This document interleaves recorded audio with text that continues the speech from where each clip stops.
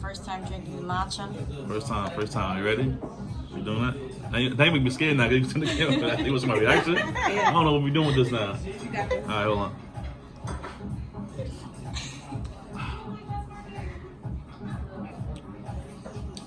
That's smooth.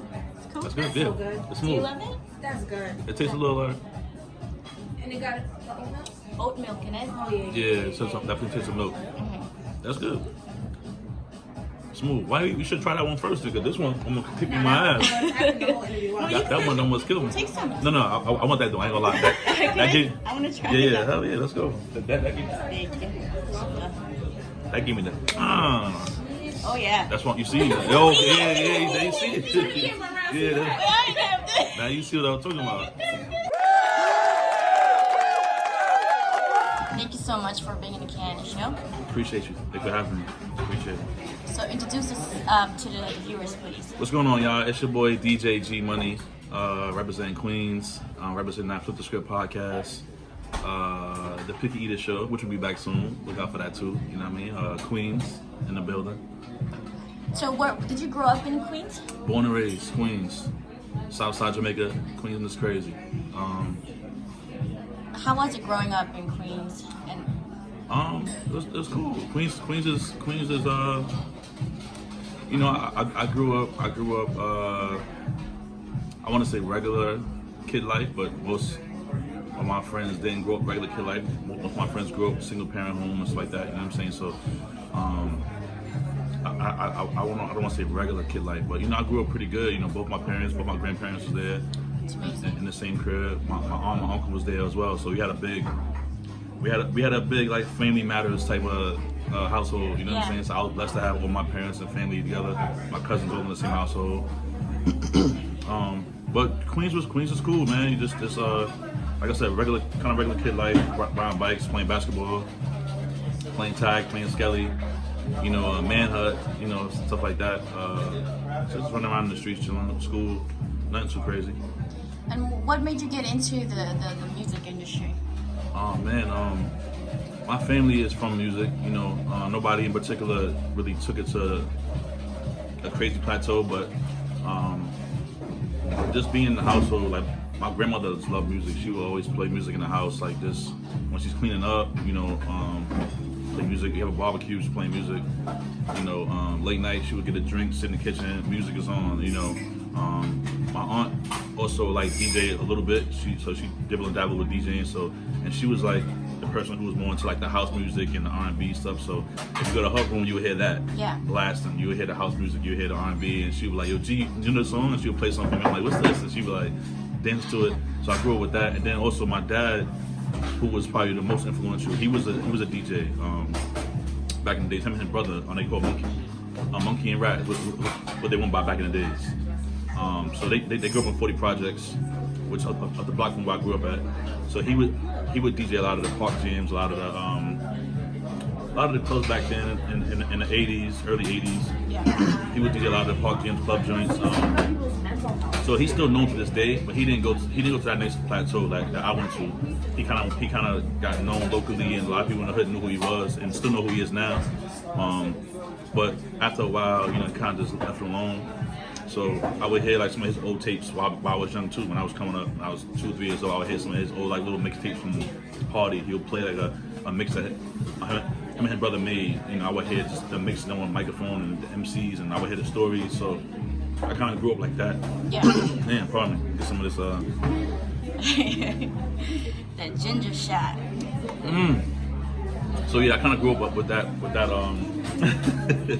Salma show one time in the building. Harlem was here. So I kind of grew up like that, hearing the stories of him doing the parties and how he would set up and how the parties would go. But I didn't know I was going to be DJing until I was about like maybe 11 and 12. I saw the movie Juice. Okay. You know, like most guys my age who DJs, you know, now, they saw Juice and kind of got inspired by that DJ battle scene. Rewind real quick. When I was younger, my parents did buy me a Fisher Price turntable.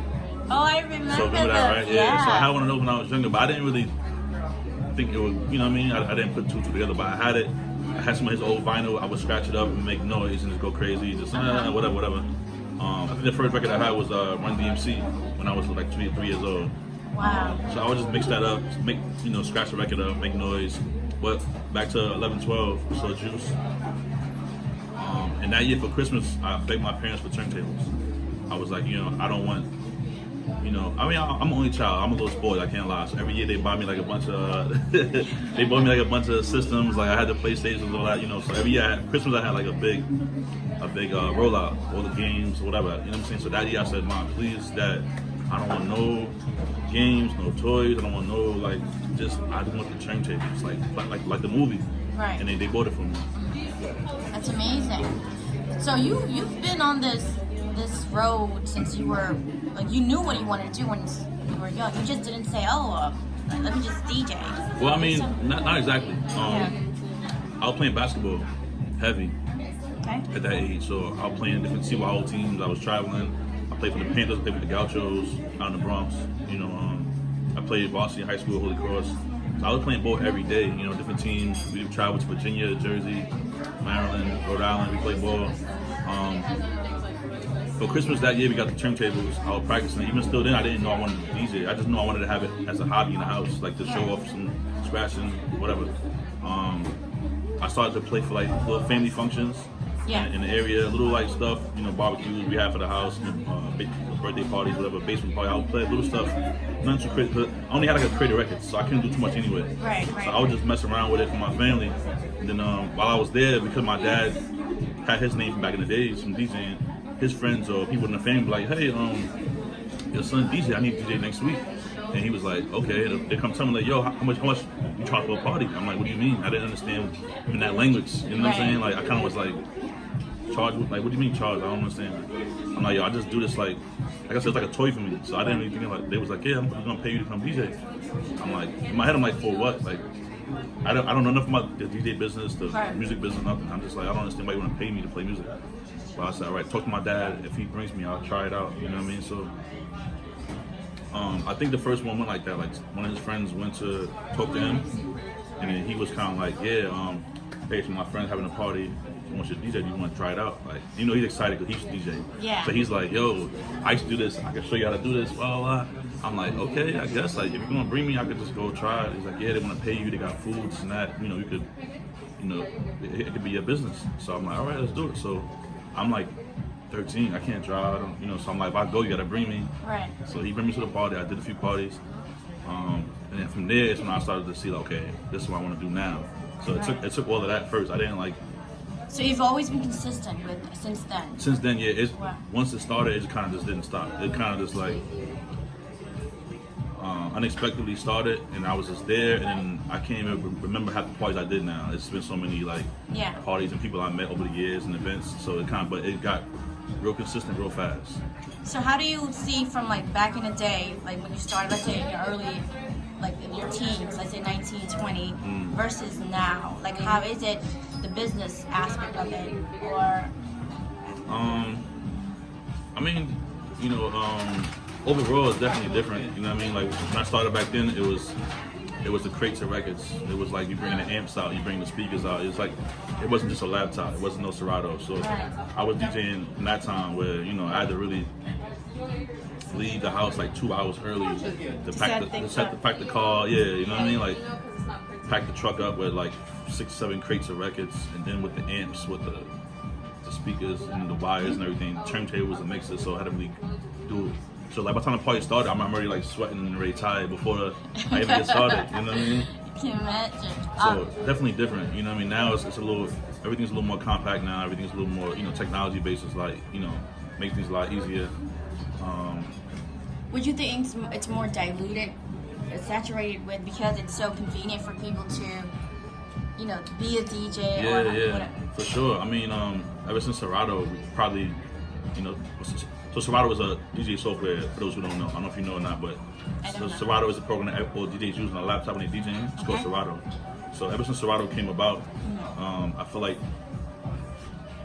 we added like 1 million more DJs to the roster, which makes it, of course, good for the culture. You know what I mean? But it makes it tougher for everyone's job. And then with technology, it's a lot easier to share music, to exchange music, to download music. But you know, YouTube converters, you can download stuff from YouTube or SoundCloud, or if you DJ and you say, hey G, I want to create a hip hop, I can kind of give you a whole creative hip hop off the flash drive now. Yeah. Versus before, I couldn't share a record with you because I only have 2 copies. It had to be physical if you want. You have to go to the store and buy it, and then sometimes certain vinyl you can't find everywhere. So if you're a DJ and you find a certain couple of vinyl, I have it, you don't have it.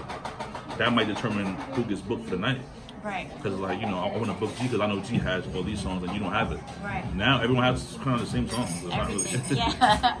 But now I feel like whoever is more known, whatever, if you do something aside from being a DJ, Yes. that gets you known, Yes. and that's how you get booked, right? Yes, Would you say? 100%. I mean, you know, there's still people who get booked because their man's doing the event, so they put their mans on and blah, blah, blah. But yeah, as far as like getting those big bookings and those big gigs, yeah, they kind of go for the guy on the radio or the guy that's from the TV show or the guy that's from this, you know, with this stamp on their name or whatever the case is. So it makes it a little harder now. You gotta kind of you can't just DJ no more now.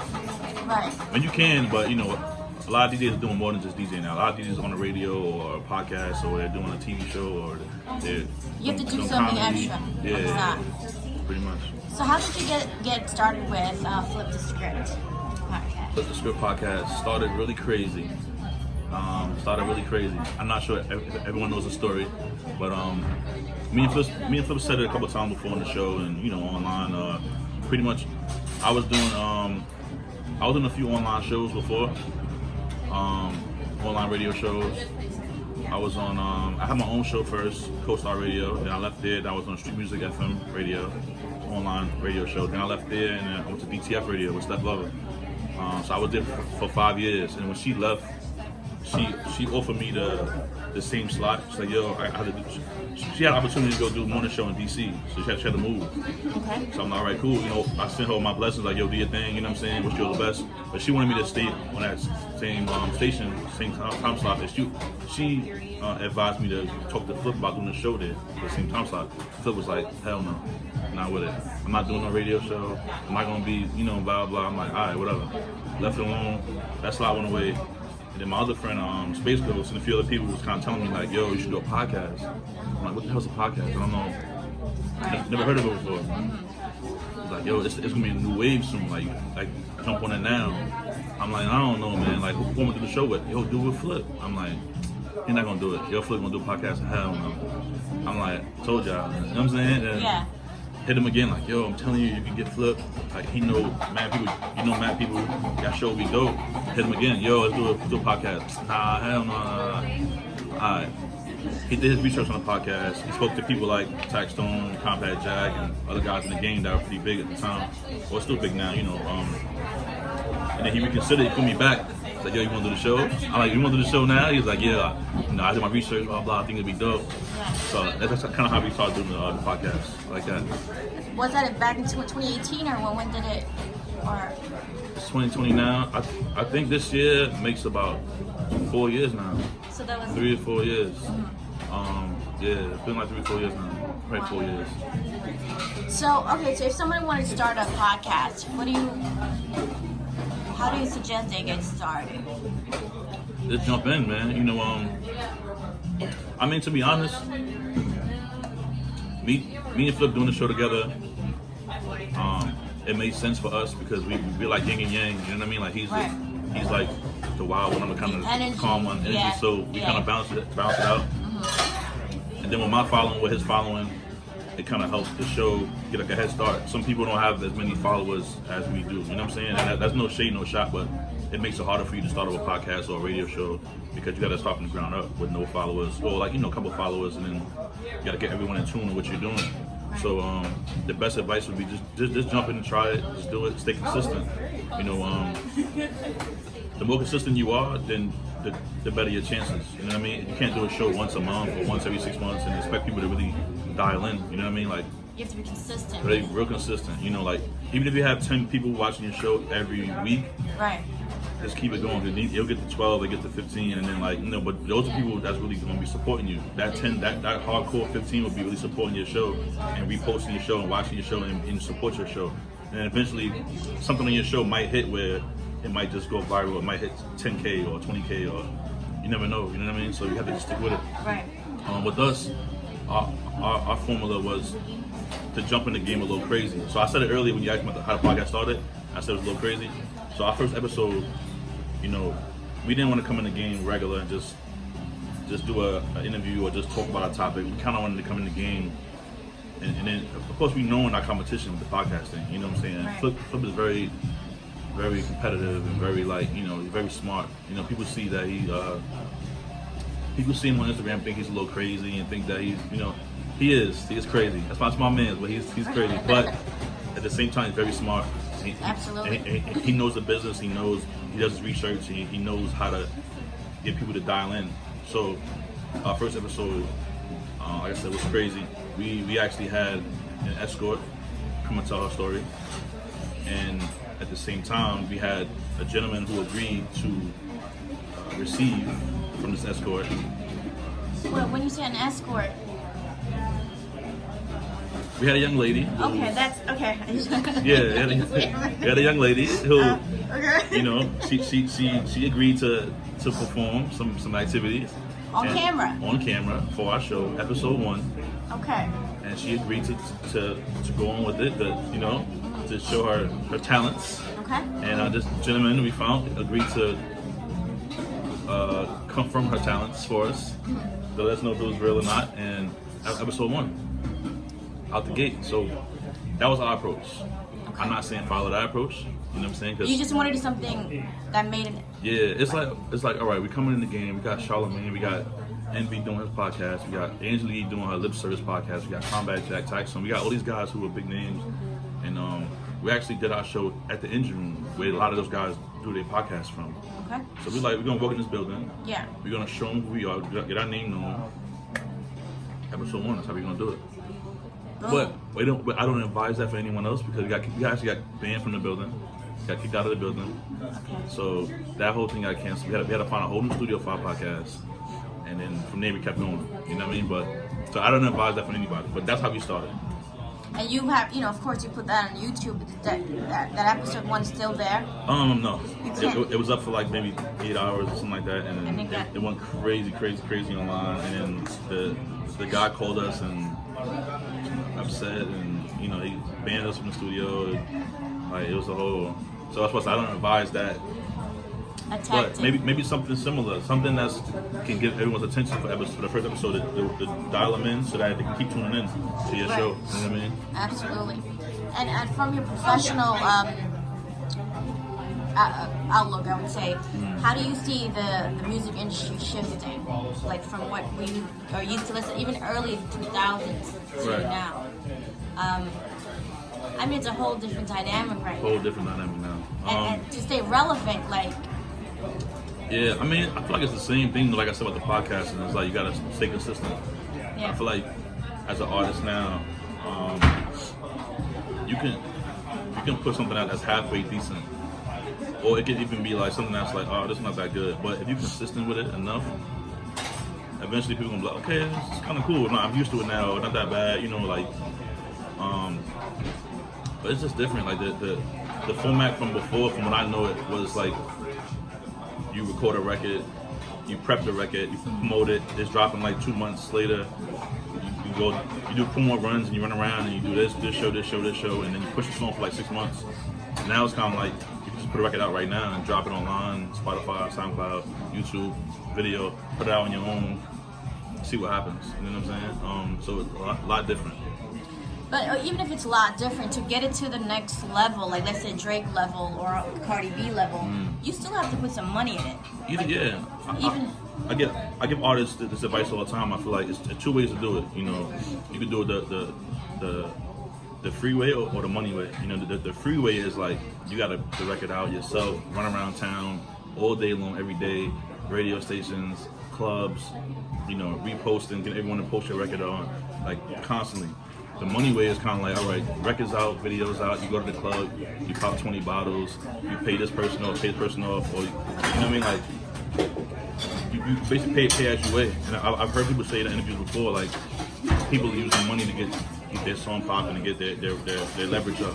You know what I mean? So I feel like I'm not sure who, but I feel like some artists are really paying somebody to get their record through, or paying for a big feature. You know, paying for a Cardi feature, get your record up, and then you break through that way. You know what I mean? But those who don't have that budget like that, it's harder for you to break through. You got to really be outside and be every day grinding and putting that work in. You know what I'm saying? Like back in the day, I know like certain artists that are like, I think of Lil Wayne, or like, I might be wrong, like when he did features, he didn't charge people. I think I heard that. Yeah. I think I heard that. Yeah. Right now, it doesn't exist. Everybody feel Hollywood before they Hollywood, man. You Yeah. know, me and Michelle had a conversation all the time, but even with me DJing, the artists that I know that I've seen grow from the bottom, that we have conversations all the time, and then once they get like a little couple of followers, they get a little radio spin, I reach out to them, and it's like a whole week to respond, or it's a month to respond, or they're not really, you know what I mean? Like people really be feeling themselves before they get really on like that. You know what I mean? So I don't understand that either. It's crazy. So when I was talking to Kenan Thompson, and he said, you know, some Kenan, man, that was a dope interview. So that, Thank you. He said, you know, people have managers and stuff like that. He's like, no, the audience keep us. I'm going to answer them myself. I'm going to take this time. If they can take the time out to actually, you know, watch me, yeah. it's my duty to actually, you know, be able to answer them. Right. So things like that, I just feel like you said, when they get a little followers or stuff like little name, now they want everything to the manager, email this, email that, right. You know? Thank you, Michelle. One time. Drinking this nice tea is different. Yeah. I respect that a lot. You know what I'm saying? There's very few people in the industry that I met that's like Kenan. You know what I'm saying? I haven't met him yet, but from what you're telling me, there's people that I met like that. You know, they're dope. You know what I mean? Like they I feel like we need more people like that. Because he's 100% right. The people who keep us going. You know, this is why to this day I'm still shocked that when I go outside every day, people stop me and be like, "Oh, you from the Script podcast, you from that show?" I love it. You know what I mean? I appreciate it, and I take all that in. Yeah, I don't take none of it for granted. You know what I mean? Because they don't have to watch the show or post the show or leave a comment on the show, but they do. What you guys do. You know what I'm saying? So I appreciate everyone that ever been to a party of mine or watched the podcast or left a comment or anything. You know what I mean? So let's go to like maybe your personal life, your family life. Sure. You have a. I have a son. You have a son. Yeah. Like, how does he interact? Wait. My little man on the camera right here. Michelle loves my kid, man. She's crazy. So how is fatherhood with mixing all this entertainment world and fatherhood? It's dope. I mean, my son is 6 years old now, first grade. Charlotte Dawson. He's been real active since birth, man. He's been like, he has something. A lot of people a lot of people say their kids, my kid's great, my kid's this, my kid's that. Of course they're gonna, I say it too, but people tell me all the time, like they watch my videos I put on my Instagram of him, and they're like, yo, he's got something. He got something. I'm like, you sure? They're like, yo, nah, he got something. So we haven't figured it out yet, but he definitely like he's pretty good at everything he does. Like when I show him how to DJ like at 2 years old, and he kind of picked up a little bit, but he can mix on beat like 2-3 years old. He caught it. He's not shy. Like he used to perform in front of party. I'll bring him to like an event I'm doing, and then he'll get on the microphone, walk around the crowd with the mic, or he'll sing a song on the microphone in front of the crowd and engage. And you know what I'm saying. So he loves music, loves to dance. He plays drums a little bit in the house. I got a little drum set for him, so he does that.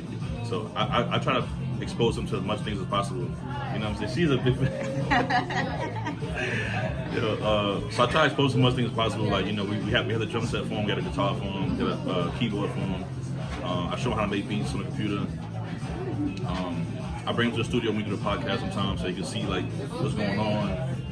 I try to explain to him when I'm DJing, like why I'm here, what I'm doing. So I let him know like this is a business. This is Daddy's out here working, but he's getting paid to be here. This is how you get new sneakers. This is how you get new toys. This is how you get new games.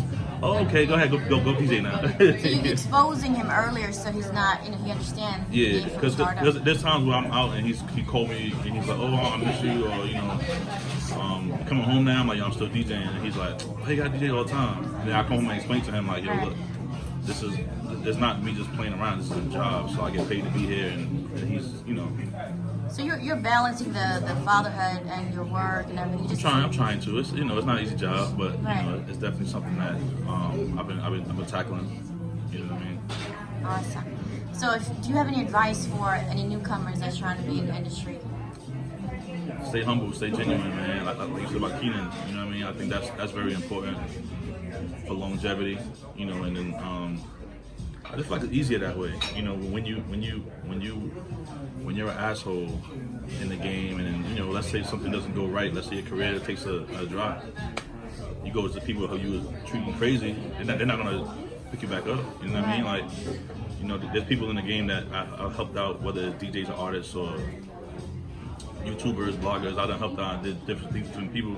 And if I need something, they willing to help me back out. You know what I'm saying? Because I was being kind to them, I was being genuine to them. So just be humble, be genuine, man. You know, always pay homage. You know what I mean? Like, never feel like you're too big for something or for somebody. You know what I mean? Like, try to, like Kannon said, like he said something. He had a separate line for the community. He said, right, Kannon? Yeah, the community line. Yeah, that's dope. Yeah, That's you should dope. get one too. It's a community.com. I'll send you the link. Okay. You know, it's a startup, but it's really dope. Gotcha. I mean, I'm all for that. You know what I'm saying? I try to answer as many DMs as I can, or Twitter, Facebook. I always try to respond to everybody if I could. And, you know, I feel like that's very important. But other than that, just, you know, learn your craft, stay consistent. And, you know, on whatever you're doing, whether it's a podcast or DJing or artist, you know, being consistent is very, very important. You know what I mean? So thank you so much for your time. I truly appreciate it. Thank you. I appreciate it.